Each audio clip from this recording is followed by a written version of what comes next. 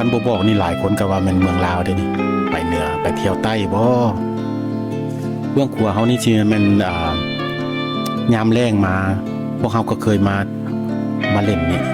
มันสิมีกุ้งถอยหลังบางทีเฮาก็ตึกกุ้งถอยหลังกันเล่นเนาะอยู่นี่แล้วก็มีน้ำตกตาดให้นักท่องเที่ยวก็เจ้ามาโตนน้ำแต่ว่าบ่อนี่นักท่องเที่ยวก็สิมาแอดเวนเจอร์แล้วมันก็มีหน่อไม้เป็นป่าหน่อไม้เรื่องขัวมือนะ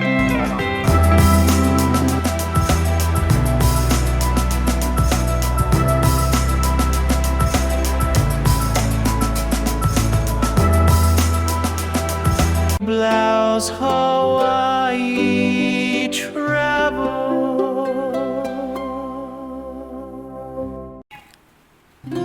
สบายดี FC สบายดีทุกคนที่เบิ่งคลิปเฮาในตอนนี้มื้อนี้โอกาสดีสิพามาเบิ่งพาลีอ่าวลุกขึ้นไปเทิงภูไปถ่ายเอาวิวมันสิอยู่ฝากนั่นเนาะแต่ว่าฝากฝั่งนี้เป็นฝากในเมืองฝากฝั่งพุ่นสิเป็นฝากสวนระหว่างกลางของฝั่งนี้กับฝั่งนั้นคือเฮาเห็นหน่วยภูตัวนั้นมันสิเป็นหลังจากฝากภูหน่วยนั้นไปแล้วมันสิเป็นฝั่งนั้นแล้วก็สิเป็นฝากสวนแต่ฝากทั้งหลังเฮามานี่เป็นฝากในเมืองคันเฮาแนมกลับเข้ากลับคืนไปแล้วมันสิไปเห็นตึกอยู่ทั้งหลัง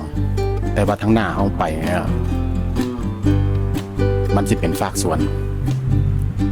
อันนี้เฮาก็เข้าเรียบเข้ามาทางผิดเนาะธรรมดาเฮาต้องซื้อไปเลยตรงไปเลยเฮาก็เลี้ยวออกมาคืน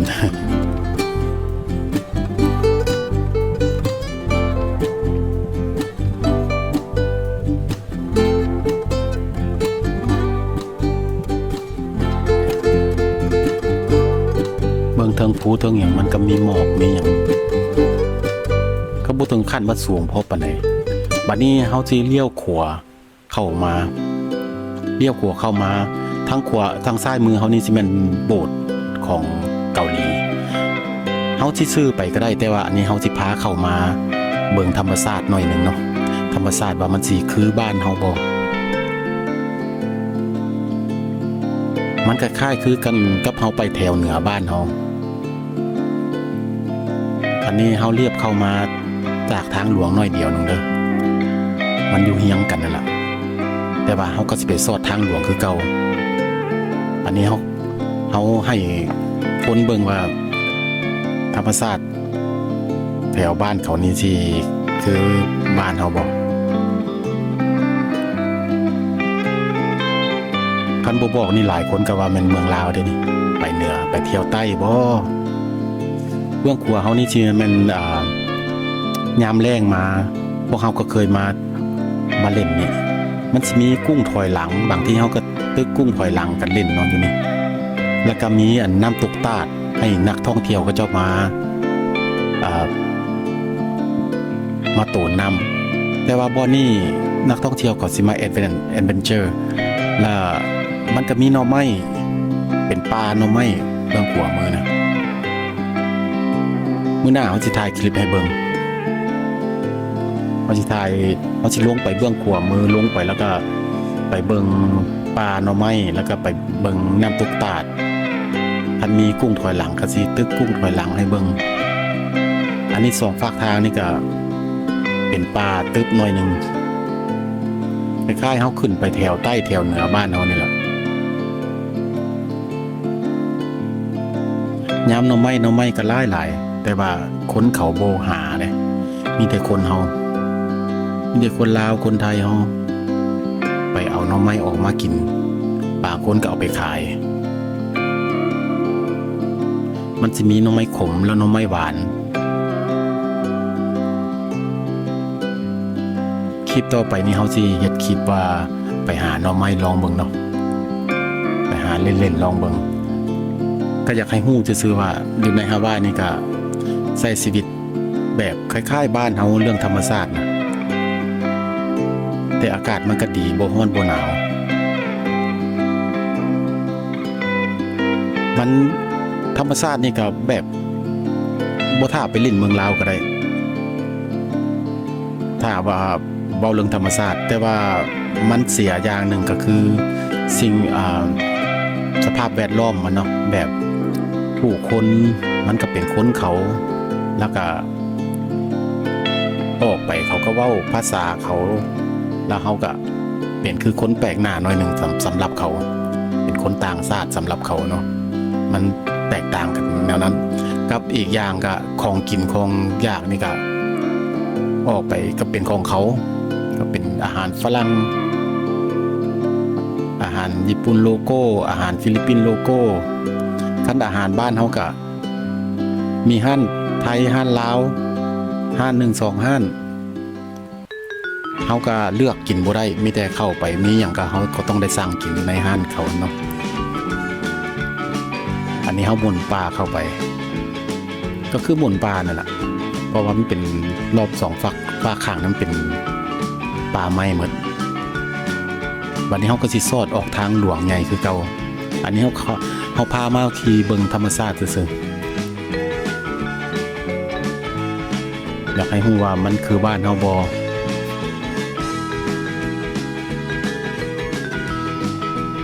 นี่คันบ่เว้าให้ฟังว่าแม่นฮาวายนี่เขาว่าแม่นหลายคนเขาว่าแม่นเจ้าไปเที่ยวใต้บ่เจ้าไปเที่ยวเหนือเมืองลาวบ่จังได๋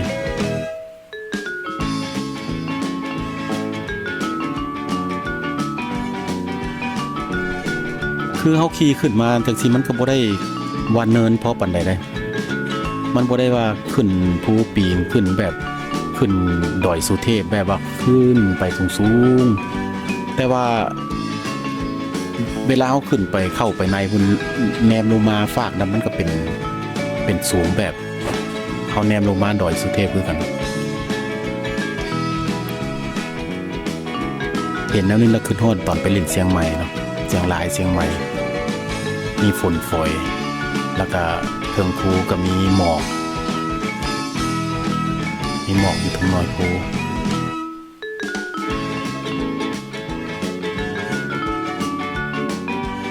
นี่บ่ต่างอย่างกับเฮาไปเชียงใหม่เลย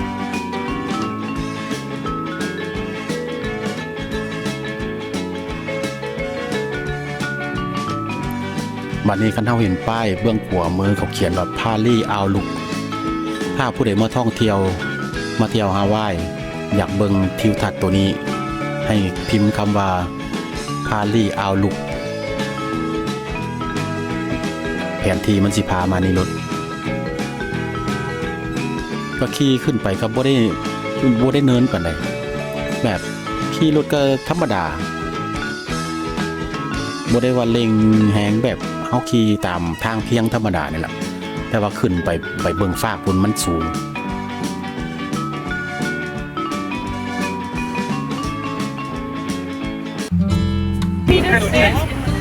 ตอนนี้ก็นักท่องเที่ยวก็มาเบิ่งวงป่าพาเลเอาลูกสิดังอยู่ก็ดังย้อนวิวธรรมชาติมันงามอยู่ทั้งมันเป็นงามสำหรับฝรั่งเขาเนาะคันว่าทั้งบ้านเขาก็คือสิมีหลายแล้วก็บ่ปานใดแต่ว่าฝรั่งเขามันแปลกตาหน่อยนึงคันเขามาแต่ฝั่งอเมริกาพุ่นมันบ่ค่อยสิเห็นแนวนี้อันนี้เขาขึ้นมานี่ก็สิแม่นจุดภูขี่ขึ้นมาก็บ่ได้ว่าบืนขึ้นมาสูงปานใดเด้มันก็ขี่คือเฮาเห็นนั่นแหละขี่ที่ขึ้นมาก็บ่ได้บืนขึ้นไปคือขึ้นกับคือขึ้นภูเขาสุเทพอยู่เชียงใหม่มันบ่ได้คือจังซั่นบ่ได้บืนขึ้นแบบนั้นมีแต่เฮาขึ้นมาประมาณครึ่งกิโลเมตรนี่บ่ขึ้นมาเมื่อกี้นี่ก็คือเห็นนั่นแหละบ่ได้รถก็บ่ได้บืนขึ้นปานใดแต่ว่ามันก็สิเป็นวักขึ้นไปนัวโนพาเลเอาลุ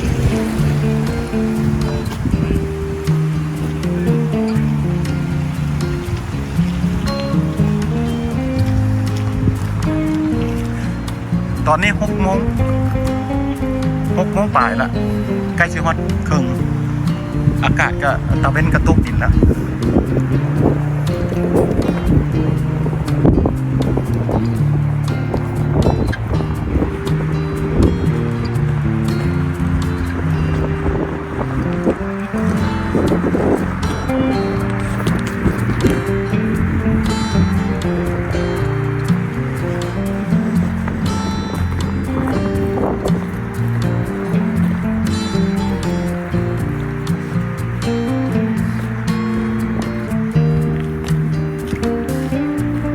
อันนี้กับประวัติท่านผู้ใดอยากรู้ประวัติก็แคปหน้าจอแล้วก็ไปขยายใหญ่เอาเด้อขยายใหญ่อ่านเอาประวัติ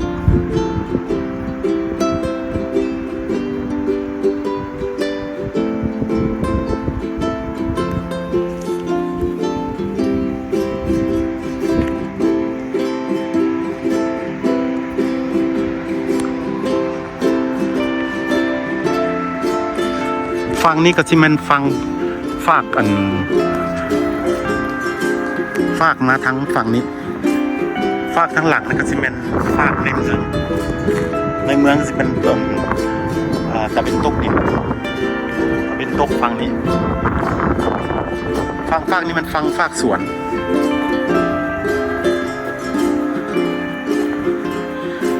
ผู้หน่วยนี้ไปว่ากระเจ้าขุดอุโมงค์ระบางเฮาสิไปฟังผู้นั้นลูกหรือมาฟังสวนนี่อันนี้เขาเอิ้นว่าอ่าวลุกพาลีอ่าวลุกวิวก็จะเป็นประมาณนี้เนาะ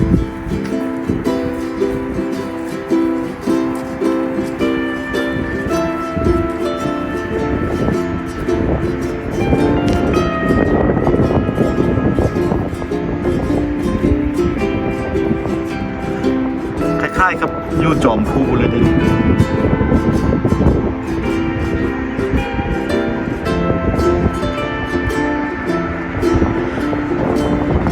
คันเฮาอยู่คันเฮาลงไปลุมพุ่น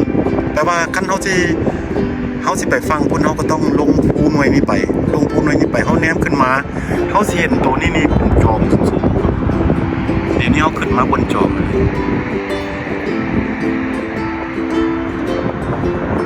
คือว่าเนี่ยมันบ่ได้ปืนขึ้นมาแบบครึ่งกิโลเมตรนึงเลยล่ะก็ฮอดรถก็บ่ได้ว่าขี่ปืนขึ้นสูง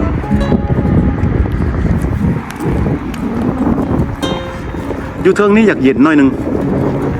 คันเทียบใจอุณหภูมิกับประมาณหม่อง18-19นี่แหละ18-19 องศาเนี่ยอยู่เทิงนี่นะเรามาลงมาอีกขั้นหนึ่งอัน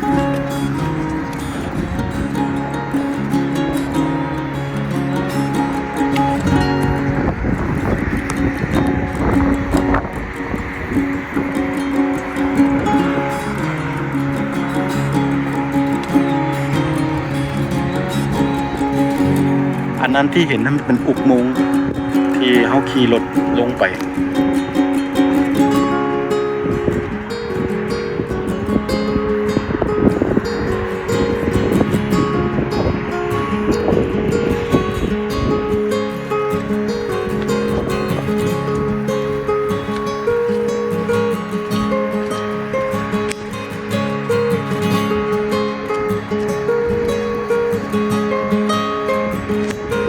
ตัวนี้แม่นเดินกอบ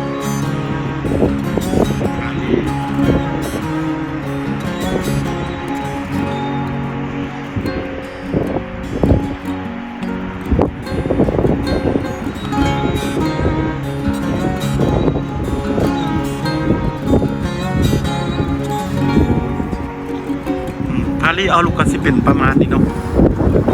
วันนี้เขาถ่ายให้เบิ่งพาลีเอาลูกถ้าว่าผู้ใดเบิ่งคลิปนี้แล้วก็อยากให้ไปถ่ายบนใดเด้ก็ให้บอกในคลิปเด้ออยู่ในกล้องคลิปมาบนใดที่บ้านนั่นเอาไปเบิ่งประวัติของฮาวาย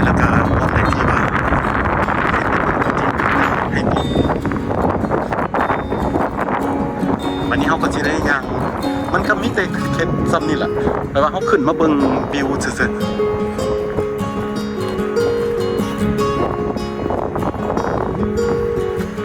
ไปเอาสิได้ย่างกลับละคลิปพาลีเอาลูกกระเบิดเท่านี้ถ้าผู้ใดเห็นว่ามีประโยชน์ คลิปนี้มีประโยชน์ก็กดติดตามอีกคลิปต่อไปขอบใจ